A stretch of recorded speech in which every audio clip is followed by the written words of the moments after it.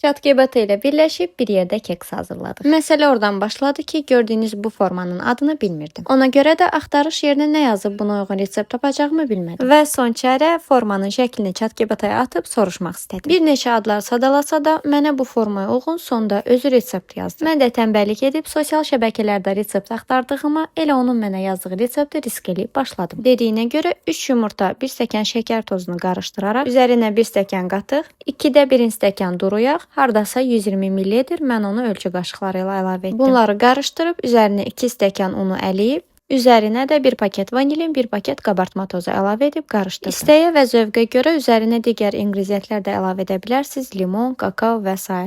Mən kakaonu seçdim və hazırladığım qarışımdan biraz ayırıb kasada kakao ilə qarışdırdım. Və bu keksi qəlbə 3 hissə olaraq əlavə etdim. Birinci hissə ağ sadə hissəni əlavə etdim. Orta ikinci hissə olaraq kakao ilə qarışdırdığımı və üçüncü son olaraq ən alt hissəyə düşür. Onu isə yenə ağ sadə qarışımı əlavə etdim. Bu prosesi etməmişdən qabaq formanı mütləq yaxşıca yağlayın. Və son olaraq hardasa 170-180 dərəcə isidilmiş sobaya bişməyə göndəririk. Qeyd olunan dəqiqə 35-45 dəqiqə idi, amma məndə heç vaxt qeyd olunan dəqiqələrdən heç bir şirniyyatlar alınmır.